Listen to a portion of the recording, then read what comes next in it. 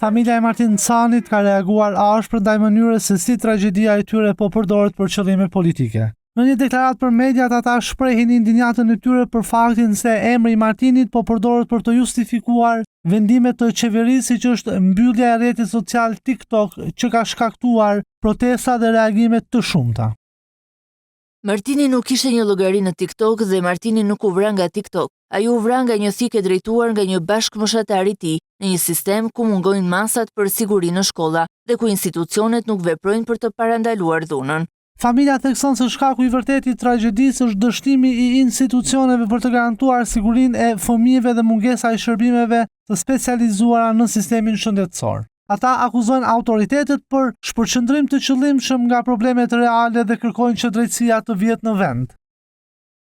Ne kërkojmë drejtësi për Martinin, të mos e vrasim për herë të dytë me hipokrizi dhe manipulime politike. Martini ishte një fëmijë me ëndra dhe ne nuk do të ndalemi së kërkuarit të vërtetën. Familja Cani kërkon që institucionet të marrin përgjegjësinë dhe të ndalojnë përdorimin e emrit të Martinit për qëllime politike.